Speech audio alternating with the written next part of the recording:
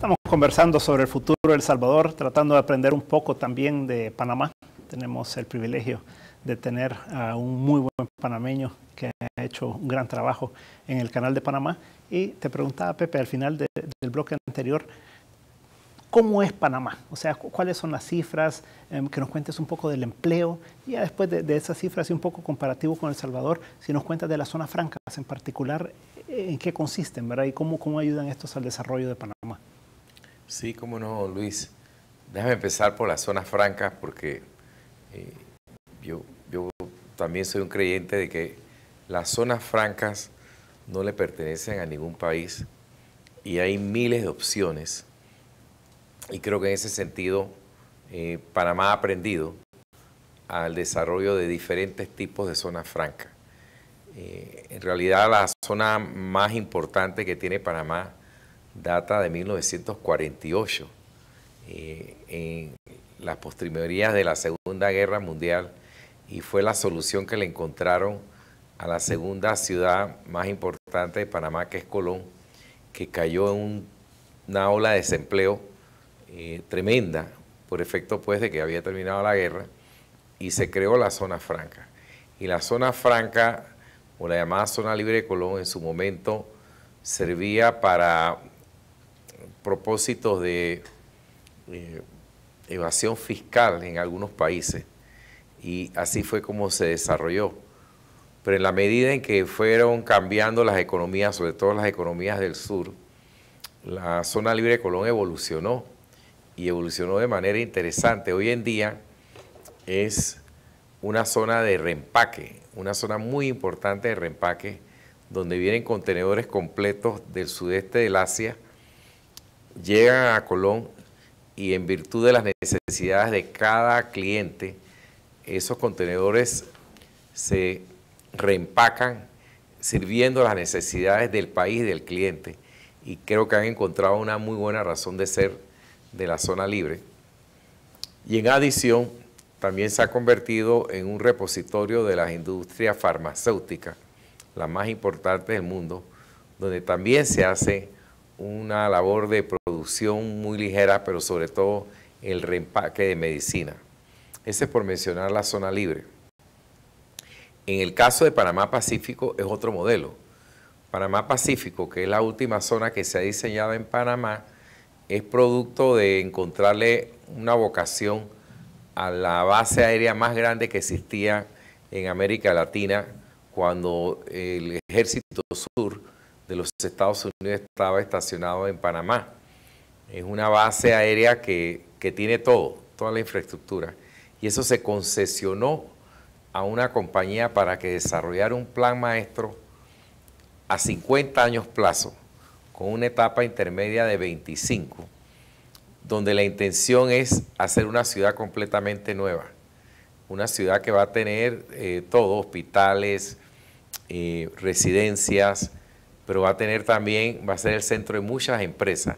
De hecho, hay un par de empresas salvadoreñas que están radicadas allá en Panamá por el paquete fiscal que se le ofrece a quienes se trasladan allá, y en un bonito ejemplo de desarrollar una zona franca, pero que a su vez va a ser una ciudad completamente nueva, adyacente a la ciudad de Panamá.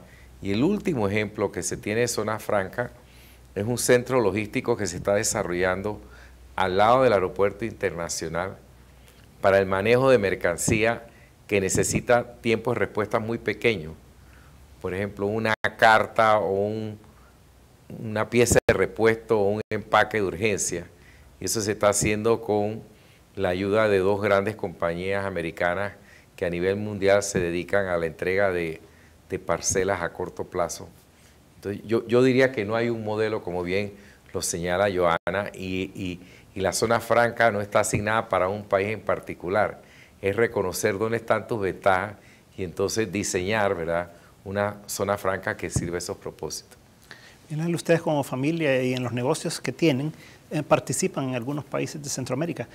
¿Tú le ves el uso para, por ejemplo, los negocios de ustedes de las zonas francas en países como Panamá y que pudiéramos replicar algo aquí en El Salvador?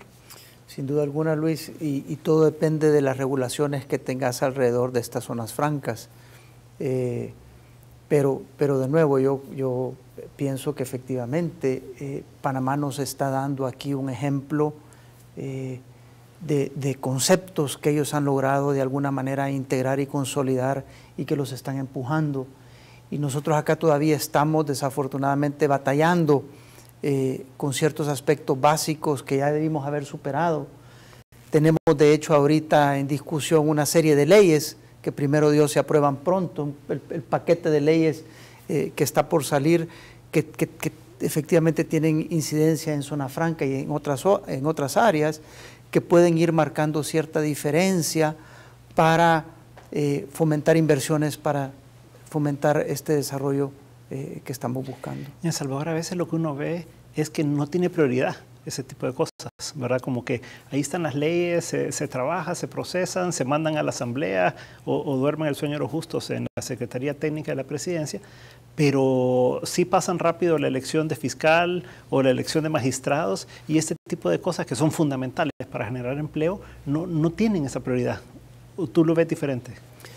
No, yo creo que en el fondo lo que hay detrás es una discusión política sobre el modelo económico que queremos en El Salvador. Mientras no definamos ese modelo, mientras no definamos cuál es el tipo de Estado que queremos, el rol del Estado que queremos, ciertamente vamos a seguir desenfocándonos de las prioridades. Y yo creo que justamente ahí es donde estriba el debate que necesitamos los salvadoreños. Tenemos que ponernos de acuerdo en el tipo de Estado que queremos. Tú has oído que algunos hablan de un Estado pequeño, pero eficiente, efectivo, fuerte, que tenga la capacidad de hacer una labor regulatoria muy buena. Ciertamente, y discutamos entonces cómo te aseguras que ese Estado tenga la independencia y la capacidad de ser un buen árbitro, un buen regulador del mercado. Otros opinan que todo lo contrario, que el Estado tiene que ser grande, el Estado tiene que efectivamente ser parte de todo el desarrollo económico y ser intervencionista. Y bueno, entonces discutámoslo, pero también discutamos cuáles son las implicaciones en términos del gasto, en términos que si este país es lo suficientemente grande para poder darle soporte a un Estado de ese tamaño. Pero estamos en esta discusión filosófica sobre el tipo, el modelo de gobierno que queremos. Y mientras no quede claro, seguimos en esa batalla de discusiones políticas que de alguna manera, como decía al principio Luis, nos están desenfocando, nos están haciendo ruido y no nos permite concentrarnos en lo que efectivamente es lo prioritario. ¿Cómo logramos que El Salvador crezca?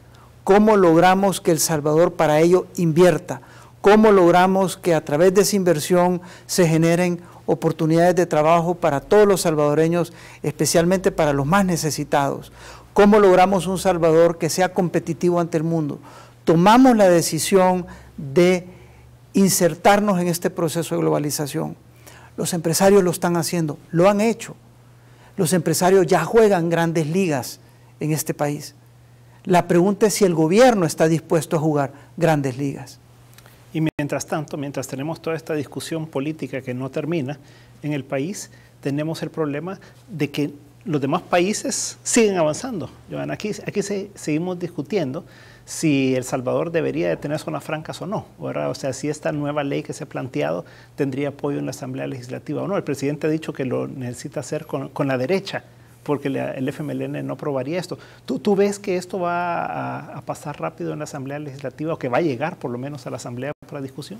Pues lo interesante es, como tú dices, en estos temas los países avanzan, entonces mientras nosotros discutimos, otros ya van planificando y van tomando las medidas del caso. Por ejemplo, en Costa Rica se aprobó su ley en el 2010. Eso le dio certeza jurídica a los inversionistas, y no pensemos en todos los inversionistas nuevos que vamos a traer, que claro que se puede hacer, sino que en los que están acá, tanto nacionales como extranjeros, hay oportunidades de ampliar su inversión, de hacer nuevas actividades, pero mientras este tipo de cosas no se definan, entonces sí puede retrasar o detener un proyecto. Así que, pero yo creo que es algo que el país necesita, que debemos de trabajar con ese enfoque y hacia adelante, y existen otro tipo también de herramientas que el país está necesitando y que esperamos a través de la iniciativa de competitividad y en conjunto con el gobierno poder identificar y apoyar a que se adopten. Y el tema de la burocracia, ¿verdad? Es algo importante y que es un tema recurrente, ¿verdad?, en los problemas. En los índices de competitividad sale bien marcado este tema y vemos que se ha ido magnificando en cada reporte que nos sale cada año, en temas, por ejemplo, de permisos de construcción, trámites para abrir un negocio, temas aduaneros que sí requieren de cierta atención, porque conforme cada año va pasando se puede volver más complicado hacer negocios en nuestro país, y mientras tanto en otros países no lejanos de Centroamérica, México, se van adoptando nuevas iniciativas donde van cada vez haciendo más eficiente este tipo de trámite y que le permite a una, y no tenemos que hablar de grandes empresarios, pequeñas y medianas empresas, realmente no solo abrir su negocio, sino que operarlo de manera eficiente.